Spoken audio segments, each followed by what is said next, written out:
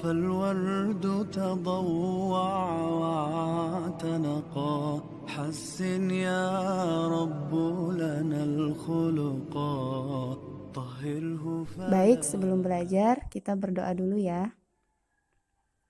Angkat kedua tangan, tundukkan kepala, pejamkan mata, berdoa mulai. Bismillahirrahmanirrahim. Rabbi zidni ilma warzuqni fahma. Amin. Bismillahirrahmanirrahim. Al-Fatihah adalah surat pertama di dalam Al-Quran, di mana artinya yaitu pembukaan. Surah Al-Fatihah ini sering kita ulang-ulang di dalam sholat kita, makanya disebut Ummul Kitab atau induknya Al-Quran. Surah Al-Fatihah terdiri atas 7 ayat. Nah, ayo kita baca bersama-sama. A'udzu billahi minasyaitonir rajim.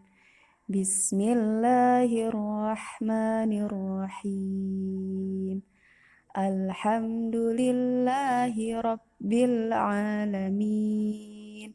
Ar-Rahmanir-Rahim. Maliki yaumiddin.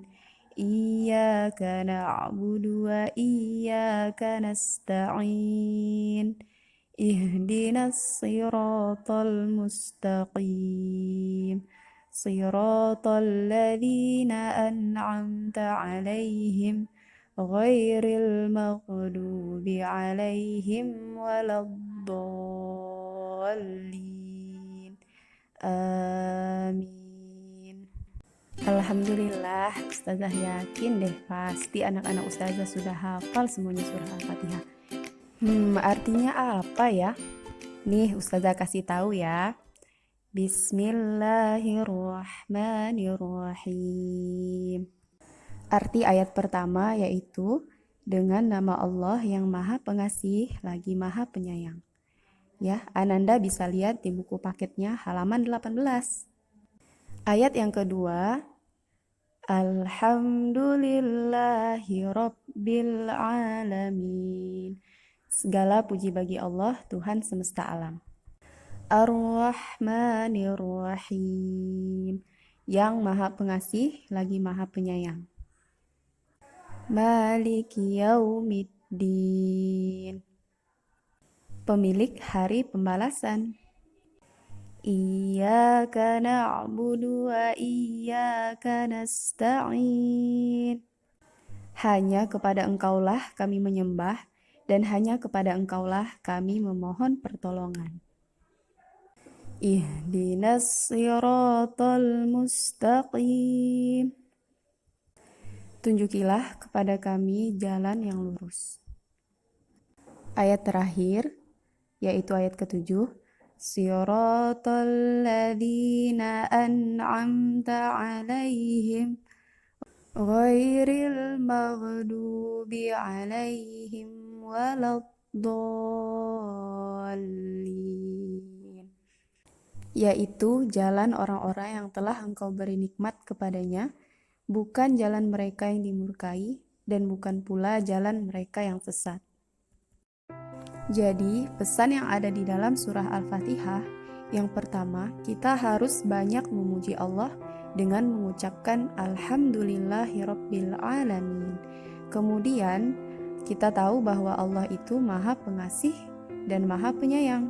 Semua orang yang ada di bumi ini, Allah sayangi. Yang ketiga, bahwa Allah itu cinta kepada orang yang beriman dan bertakwa. Caranya bagaimana? Dengan menjalankan seluruh yang Allah perintahkan dan menjauhi apa yang Allah larang. Nah, contohnya apa? Ada yang bisa bantu Ustazah?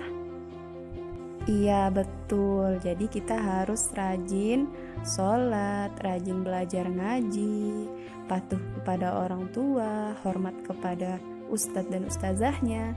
Nah, dan yang terakhir, kita harus berdoa dan meminta pertolongan apapun itu bentuknya hanya kepada Allah saja.